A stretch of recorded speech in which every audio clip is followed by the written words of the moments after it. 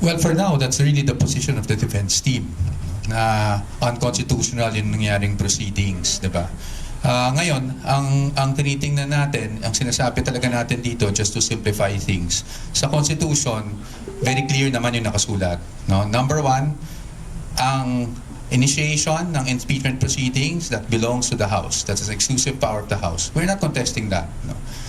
But, pagdating sa trial, that power exclusively belongs to the Senate. Napaka-clear niyan. Kaya ang sinasabi lang namin dito is hindi naman pwede, dito sa pag-initiate pa lang ng proceedings, nagkakaroon na ng tinatawag ka namin na mini-trial. At again, kaklaruhin ko lang, yung i-emphasize ko lang yung nasabi na ni Atty. Sheila, hindi po sa amin ang galing yung term na mini-trial. Yan po ay galing sa mga statements, no, ng either Committee on Justice or even other personalities. So hindi po sa amin ang galing yan. That's why we're contesting it.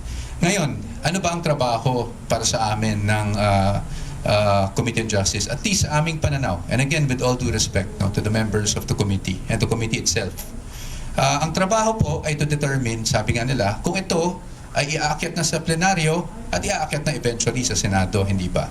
So ang parati namin sinasabi, kahit sa previous interviews ko, ang gagawin lang naman is to evaluate the complaints and the evidence at hand. No? Kung ano yung mga naka-attach na ebidensya doon sa complaint. So yung pagpapatawag ng mga witnesses and all those things and asking for documents, that goes well and beyond, di ba? Yung evaluation lang kung ito ay dapat mapunta na sa plenaryo at nang sa ganun ay maiakat na sa Senado. So sa ngayon, are we going to question this? Kasi I think that was your question talaga. Of course, that possibility is always there, hindi ba? But hindi po na kami magsasabi ng anything categorical. Ito ay dapat pag-usapan, hindi lang namin, pero pati na ng aming kliyente. At titingnan natin kung anong mangyari. That's why we have been monitoring these proceedings from day one. And then we'll let you know kung meron na kaming desisyon ukol doon. Doon po sa process ngayon, we're not attending doon sa mga invitations ng House of Representatives. And follow-up is, are we surely attending the Senate hearing once it prospers, the case prospers? Number one, doon sa tanong niyo po, it's not just we're acknowledging, no, that's clearly stated naman in the Constitution na sila talaga ang may exclusive power to initiate impeachment proceedings. Why are we not attending? I think it was clearly stated in our letter. It's because we are objecting. There's a fundamental objection to the proceedings itself because for us this goes well and beyond what is contemplated within initiation of impeachment proceedings. As to the Senate, wala pa tayo doon, no? Pero pag dumating man doon, talaga namang kami naman ready na sagutin. Parati naman natin sinasabi, ready nating sagutin ang mga alegasyon laban sa Vice Presidente sa tamang forum. And at sa atin, pagdating sa pagkakaroon ng trial, whether mini trial or full-blown trial, that is not in the House, but that is actually in the Senate. Thank you. So under these circumstances, and considering the public statements made by the chairperson, it appears that the committee intends to conduct a trial. However, with due respect, the Constitution vests the authority and power to conduct trial solely in the Senate. And this is clear and explicit in Section 3, Paragraph 6, Article 11 of the 1987 Constitution, which, as you know, states that it is the Senate that shall have the sole power to try and decide all cases of impeachment. The Constitution is thus clear. It is only the Senate that can conduct trial in all cases of impeachment.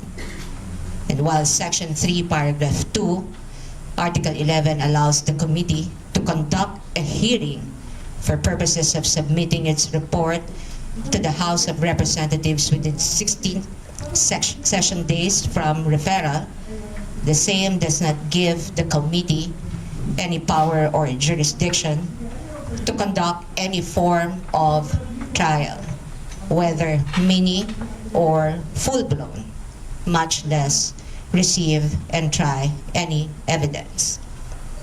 that impeachment rules must be compliant with the Constitution is made clear in Francisco versus House of Representatives, wherein the Supreme Court declared Section 16 and 17 of Rule 5 of the Rules of Impeachment Proceedings adopted by the 10-12 Congress unconstitutional. And in doing so, the Supreme Court aptly reminded, it is basic that all rules must not contravene the Constitution, which is the fundamental law. In light of these, while the invitation for the respondent and counsel to participate in the committee's mini-trial is well noted, we cannot, however, do so at this point on the ground that the committee and or the House of Representatives, as well as any of its members, lack jurisdiction to conduct any form of trial or exercise any of its incidents. Absent such jurisdiction, any attempt to proceed in the nature of any form of trial or to invoke powers ancillary to it is unconstitutional.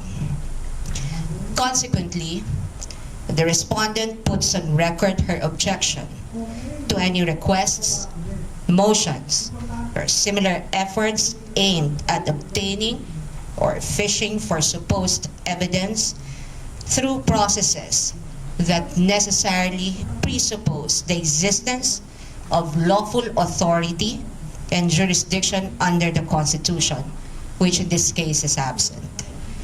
As timely stated in the appearance and consolidated answer both made ad cautelam, the respondent does not waive any jurisdictional or other objections she has to these proceedings, nor her right to seek the appropriate legal remedies. Nonetheless, she is prepared to meet the charges against her before the proper jurisdiction.